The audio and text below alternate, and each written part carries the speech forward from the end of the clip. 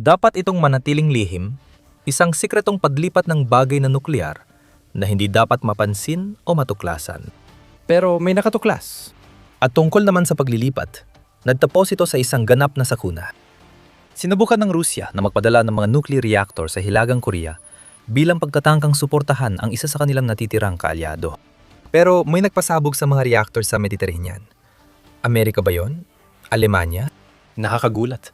Baka China ang gumawa nito. Malinaw ang resulta. Hindi makukuha ng Hilagang Korea ang mga reactor. Magsimula tayo sa mga pangunahing detalye.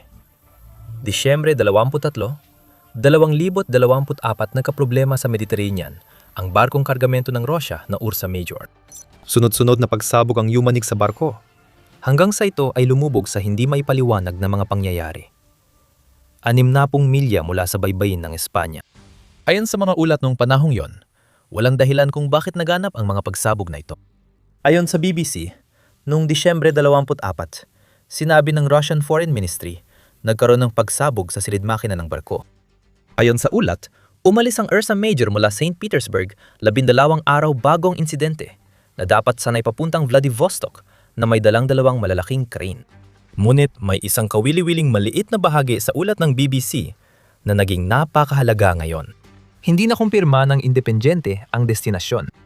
May bahagi ng kwento na hindi makatuwiran. Pinatawan ng parusa ng US at iba pang Ursa Major, kaya malamang kabilang ito sa shadow fleet ng Russia. Dapat agad pagdudahan ng anumang pahayag kung saan ito papunta at ano ang dala nito. Naglalayag din ang barko sa Mediterranean Sea kasama ang isa pang parusadong barkong Ruso, ang Sparta. Pareho raw silang naglayag sa English Channel ilang araw bago ang pagsabog sa Ursa Major. May hindi tugma. Ito ang rutang pwedeng daanan ng barkong papuntang Vladivostok. Ang teritoryo ay nasa malayong silangan ng Russia at mahirap maglayag sa paligid ng Hilagang Russia kahit sa pinakamagandang panahon. At halos imposibleng gawin ito sa gitna ng taglamig. Gayunpaman, ang Vladivostok ay malapit sa North Korea. Matagal ng kaalyado ng Russia at lalong lumapit mula nang salakay ni Putin ang Ukraine. Maraming tanong tungkol sa kwento ng Russia sa barko. At matapos ang 18 buwan, may mga sagot na tayong natatanggap. Hindi crane ang dala ng Ursa Major papuntang Vladivostok. Nagdadala ito ng mga nuclear reactors sa North Korea. Ayon sa CNN, naglabas sila ng expose ukol sa kapalaran ng Ursa Major noong Mayo 12. Inakusahan ng outlet ng barkong pinatawan ng parusa ng Russia ay papunta sa North Korea na may dalang mga nuclear reactor. At mas nakakagulat, ang sunog sa engine room ay hindi sanhi ng depekto, kundi ng mas mapanganib na dahilan. Bago natin pag-usapan yon, balikan muna natin ang ruta ng Ursa Major bago ito napunta sa ilalim ng dagat. Hindi lagi Ursa Major ang pangalan ng barkong pinatawan ng parusa. Dati itong tinawag na Sparta III at veterano ng kampanya ng Russia sa Syria, kung saan ginamit ito sa paglipat ng kagamitan palabas ng bansa. Noong Disyembre 2, dumaong sa pantalan ng Ostlugar sa Golpo ng Finland, ang barkong parang kamaleon na target na ng matinding deep strike campaign ng Ukraine mula Marso. Habang nandoon, nilagyan ng kargamento ang barko at naglayag ito ayon sa pampublikong manifest patungong Vladivostok. Sakay nito ang 2 crane, 100 at 29 na walang lamang shipping container at 2 malalaking takip ng manhole. Takip ng manhole. Parang kakaiba naman ipadalang mga iyon ng libo-libong milya sa dagat. Noong Disyembre, 11 umalis ang Ursa Major sa Musluha at nagsimula ng biyahe. Sinundan ito sa buong biyahe mula English Channel hanggang baybayin ng Pransya. Sinundan ng mga eroplano at barko ng hukbong dagat ng Portugal ang barko papasok sa kanilang karagatan. Kaya natuklasan na ang Ursa Major ay may kasamang 2 barkong pandigma ng Russia, Alexandra Otrikovsky at Ivan Gren. Unang Russian landing ship na may 57mm kanyon mga launcher para sa multiple launch rocket systems at manpads. Tungkol naman sa huli, isa rin itong landing ship na ayon sa naval technology ay may kasamang igla surface-to-air missile systems, isang 76mm AK-100 at 76 na kanyon pandag at isang 30mm. AK-6 na 130M2 close-in weapon system. Napakaraming armas naman para isama lang sa isang ordinaryong cargo ship. Nagiging kakaiba na naman ang takbo ng kwento. Ano ang kailangan ng isang Russian na cargo ship kahit pa ito ay na-sanction na? Bakit kailangan ng buong military escort kung crane, takip ng manhole, At walang lamang container lang naman ang karga. Lalong mapapansin ang lihim na barko kung ganon. Disyembre 22, umalis ng Portuguese Navy sa pagbabantay at nasa katubigang Espanyol ng Ursa Major kung saan nagsimula ang mga problema nito. 4 na oras matapos umalis ang Portuguese, bumagal ang barko sa Spanish waters. Nagradyo ang mga rescuer sa Spain para tanungin kung may problema. Sabi ng crew ng Ursa Major na ayos lang. Pero spoiler alert, hindi talaga ayos. Mga isang araw matapos nito, biglang lumihis ng matindi sa ruta ang Ursa Major. At halos tanghali na noong Disyembre, 23 nagpadala ng agarang panawagan ng tulong ang crew ng barko. 3 manalakas na pagsabog ang nangyari sa kanan ng barko na ikinasawi ng 2 crew. Hindi na makakilos ang Ursa Major. Agad nagpadala ang Espanya ng rescue crew para sagipin ang 14 na natitirang crew. Alas 7:30 ng gabi, dumating ang barkong pandigma ng Espanya para tumulong. Pagkalipas ng 30 minuto, inutusan ng Ivan Gren ng mga malapit na barko na manatili ng 2 milyang pandagat mula sa nasirang barko at agad ibalik ang rescue crew. Sinunod ng Espanya ang utos at huminto sa pagpapadala ng barko. Nagpadala ang Espanya ng helicopter at maliit na rescue crew. Makikita sa video ang rescuer na tinangkang pumasok sa engine room. Ngunit na-diskubring nakaselyado ito. Nalaman ng mga rescuer na matatag ang Ursa Major at tila malabong lumubog ito. Umalis sila. Bandang 9:50 ng gabi, nagpakawala ang Ivan Gren ng sunod-sunod na pulang flare at 4 na pagsabog ang naitala na ayon sa Spanish National Seismic Network na sinabi kalaunan sa CNN ay kahawig ng underwater mines o quarry blast. Matapos ang higit 1 oras, lumubog ang Ursa Major. Mula sa matatag hanggang sa paglubog sa loob ng 4 na oras ay kakaiba na, lalo na habang nagpapailaw ng flare at may mga pagsabog ang barkong pandigma ng Russia. Talagang hindi nagtutugma ang mga nangyari. Nagkaroon lang ng kaunting ideya kung ano talagang karga ng Ursa Major na magsalita ang kapitan ng barko at magbigay ng kaunting paliwanag. Binago ng sinabi ng kapitan ng lahat. Pero bago natin pag-usapan yan, nanonood ka ng The Military Show kung saan ibinibigay namin ang buong kwento, hindi lang ang mga balita. Kung bago ka sa channel, pindutin ang subscribe para makapanood pa ng mga ganitong video. Ngayon, may ideya na kung anong maaring dala ng Ursa Major na hindi masyadong naibalita nung lumubog ito. May lisensyang Ursa Major na magdala ng mga materyales na nukleyar at ang revelasyon na binunyag ng kapitan ng barko ay nagsiwalat na maaring iyon nga ang ginagawa nila. Matapos masagip ang 14 na nakaligtas, dinala sila sa Cartagena, Espanya at kinausap ng mga investigador at pulis. Nagsimula ang debriefing habang iniimbestigahan pa ang mga pangyayari. Ang kapitan ng barko, na kalaunan ay nakilalang si Igor Anisimov, ay nagatubiling magsalita noong una. Iba talaga yon. Ang Ursa Major ay nagdadala lang ng crane, takip ng manhole, at walang lamang container sa loob ng Rusya. Tama?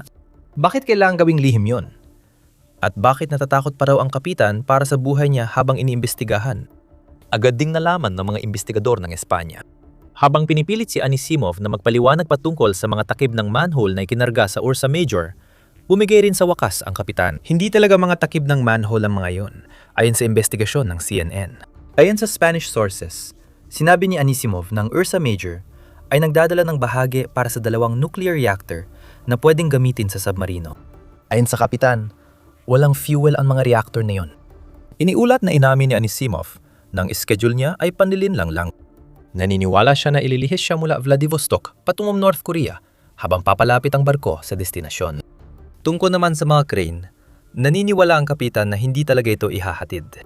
Naroon sila para tumulong sa pagbaba ng mas sensitibong kargamento. Sa wakas, nagsisimula na magkaroon ng saysay ang lahat.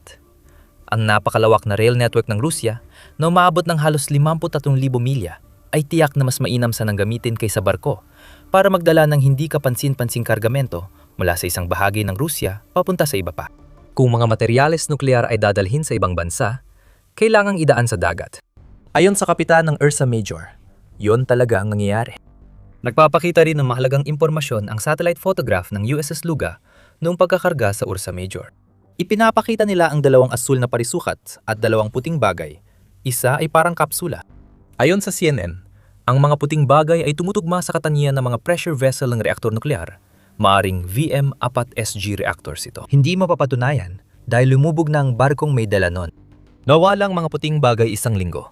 matapos kunan ng orihinal na larawan, kasabay ng pag-alis ng Ursa Major mula Osluga. Sunod-sunod na pasabog na ang lumabas. Pero ang ilalabas namin ay mas ikagugulat ng lahat. Hindi teknikal na depekto o aksidente sa barko ang sanhi ng sinapit ng Ursa Major. Ang paglubog ng barkong kargamento ng Rusya ay maaring halimbawa ng direktang interbensyon ng militar ng kanluran para pigilan ng Rusya sa paglipat ng mga materyales nuklear sa mga kaalyado nitong wala sa katinuan sa Hilagang Korea. Kaya dapat itanong, ano ang nagpalubog sa Ursa Major at sino ang may gawa nito? Tungkol naman sa kung ano, mas marami pang isiniwalat si Anisimov. Sinabi niyang, nakita niya ang 50x 50 sentimetrong butas sa katawan ng barko at ang sirang bakal ay nakaharap papaloob. Hindi ibig sabihin na sumabog ito mula sa loob. Ipinapahiwatig itong may tumusok sa Ursa Major at nagdulot ng pagsabog na sumira sa barko. Iniulat ng United 24 Media na kinumpirma ng mga investigador mula Espanya ang pagsusuri sa katawan ng barko na nagdulot ng espekulasyon na isang bansa ang gustong pigilan ang Ursa Major gamit ang bihirang Barracuda supercavitating torpedo. Napagpasyahan ng investigasyon ng Espanya na ito ang sandatang ginamit. Ang high-speed na torpedong ito na nagpapalabas ng hangin sa unahan nito upang maiwasan ang pagbagal dulot ng resistensyang nalilika habang dumaraan ito sa tubig ay napakabilis kaya madali nitong nabubutas ang katawan ng mga target nito. Sa ilang pagkakataon, nangyayari ang pagbutas na yon nang walang pagsabog, na siya magpapaliwanag kung bakit ganoon ang sukat ng butas sa katawan ng Ursa Major. Ang tradisyonal na torpedo ay sisira sana ng katawan ng barko, pero ang Barracuda ay kayang bumutas ng may nakamamatay na katumpakan dahil sa bilis nito, at pagkatapos ay pasasabugin ang dala nitong pampasabog sa loob mismo ng barko. Mas malaking tanong kung sino ang napakawala ng Barracuda. Ayon sa CNN, kakaunti lang ang mga bansa sa mundo na may ganitong torpedo. Isang Rusya dito, kaya't posibleng sinadya nilang palubugin ang sariling barko matapos ang isang hiwalay na pagsabog sa silid ng makina na nag-iwang lubhang na pinsalang barko sa Mediterranean. Pareho sa dalawang barkong pandigmang nag-escort sa Ursa Major, ay hindi kayang mapaputok ng Barracuda based sa ating kaalaman. Iniulat na may Barracuda torpedo ang Iran, kahit kaalyado ito ng Rusya. Maaring sinusubukan kaya ng Iran na hadlangan ng mga nuklear na ambisyon ng Hilagang Korea? Posibleng hindi handa ang Iran na sugalin ang galit ng Rusya sa huling bahagi ng 2024, lalo na't malapit na silang pumirma ng bagong kasunduan. Naroon din ang mga bansa sa kanluran. Iniulat na may Barracuda-type torpedo ang US. Ayon sa CNN, may ilang bansang kasapi ng NATO tulad ng Alemanya na may ganitong kagamitan. Paano natin nalaman? Sa simula pa lang, Alemanya ang gumawa ng Superkavitirenda unter Wasserlaufkörper o Barracuda. Tandaan, halos buong biyahe ng Ursa Major ay minomonitor ng mga kaalyado ng Alemanya sa NATO. Pinakawalan kaya ng Alemanya ang torpedo dahil sa lihim na pagpayag ng NATO? Mula, posible ang lahat ng ito, pati na rin ang pag-atake ng US. Sa kasamaang palad, lahat ng ito ay puro haka-haka lamang. Alam lang natin ang pangalan ng ilang bansang may Barracuda. Bukod sa mga haka-haka, hindi rin kailangan na sa submarino ilunsad ang Barracuda. Pwede rin itong ilunsad mula himpapawid patungong tubig at magpatuloy sa paglalakbay nito gamit ang supercavitation. Isa pang twist. Noong 2005, ipinakilala sa publiko ang Barracuda bilang prototype at tinatayang 12 torpedo ang nagawa. Gayunpaman, hindi ito opisyal na dumaan sa development o procurement. Sa madaling salita, wala raw dapat may hawak ng torpedong pinaniniwalaan ng Espanya na sani ng paglubog ng Ursa Major. Ibig sabihin, ginamit ng ilang bansa ang teknolohiya ng Alemanya para gawin ang sarili nilang Barracuda. Kung ganon lang ang kaso, wala talagang nag-uusap tungkol dito, na lalo pang napapalalim sa misteryo sa paligid ng paglubog ng Ursa Major. Tumanggi magkomento ang Pentagon, Awtoridad ng Espanya at UK, at may-ari ng Ursa Major nang tanungin ng CNN. Ang sagot kung sinong umatake sa Ursa Major ay depende sa kung sinong nakakalam ng laman nito at interesadong pigilan ng North Korea na makuha ang teknolohiyang militar. Mukhang ang US ang pangunahing suspect dyan. Wala ring bansang kasapi sa NATO na gustong lumakas ang North Korea. Bumabalik tayo sa ginamit para palubugin ng Ursa Major. May ilan na naniniwala na hindi talaga naging salik ang Barracuda. Si Mike Plunkett, Senior Naval Platforms Analyst ng Jane's Defense Intelligence Company, ay isa sa mga taong yon. Ayon kay Plunkett, ang laki at hugis ng butas sa hull ng Ursa Major ay akma sa inaasahang epekto ng pagsabog mula sa limpet mine. Parang shape charge explosive na idinikit sa hull ng tao o bagay, ayon kay Plunkett. Mas lalo lang itong nagdudulot ng tanong. Dapat na idikit ng mina sa hull ng Ursa Major nang mas maaga ng tao o bagay. Sino kaya ang gumawa nun habang naglalayag ang barkong kargamento ng Russia sa Mediterranean? Baka hindi yan natin malaman ang sagot dyan. Maaring di rin natin tiyak kung anong dala ng Ursa Major. Nang kontake ng CNN ang lalaking kapangalan at kamukha ng dating kapitan ng barko para sa komento, tumahimik siya at sinabing retirado na siya. Hindi kailanman opisyal na na-recover ang black box na dapat sanang lumutang sa ibabaw mula sa mga labi ng Ursa Major, kahit malamang nakuha ito ng Russia o Spain. Ayon sa Oberon Logistics, ang may-ari ng barko, planadong teroristang pag-atake ang insidente. Walang opisyal na paratang na inihain laban kaninuman bukod pa ron. Akala mo tapos na ang kwento ng Ursa Major. Pero hindi pa. Ang US ay nagsisiyasat sa lugar kung saan lumubog ang barko. Literal na ginagawa nila ito. Dahil nagpadala sila ng WC, isang 35R na eroplano din ng 2 beses, noong Agosto 28, 2025 at muli noong Pebrero 6, 2026 ayon sa ulat ng CNN. Bakit mahalaga yon? Ang WBC isang 35R ay kilala bilang isang nuke sniffer. Ibig sabihin, ito ang eksaktong uri ng eroplano na inaasahan mong ipadala ng US kapag naghahanap sila ng mga nuclear na materyales na maaring nasa ilalim ng dagat. Sa Russia, hindi nila pinabayaan ang labi ng Ursa Major.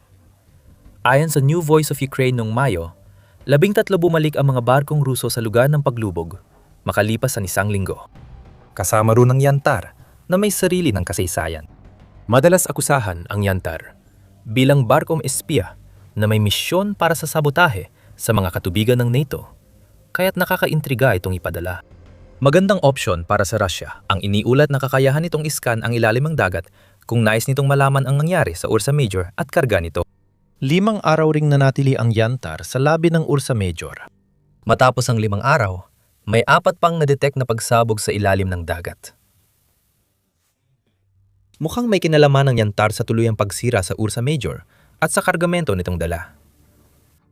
Sigurado tayong wala ng Ursa Major at magagalit ang North Korea kung nuclear reactors mula Russia ang dala ng barko. Noong 2021, inanunsyo ng North Korea ang plano nitong gumawa ng nuclear-powered submarino bilang bahagi ng 5 taong programa ni Kim Jong-un para sa armas ng bansa. Madalas nang binanggit ni Kim ang gusto niyang nuclear-powered submarino, gaya noong Enero 2024 nang subukan nila ang submarine-launched cruise missile, ayon sa Center for Strategic and International Studies. Malamang hindi rin aksidente ang pag-alis ng Ursa Major mula Ust-Luga. The Ursa Major set sail from Ust-Luga. Mga 2 buwan matapos iulat na nagpadala ang North Korea ng sundalo para tumulong kay Putin sa digmaan sa Ukraine. Isang kasunduan na hindi naging maganda ang resulta.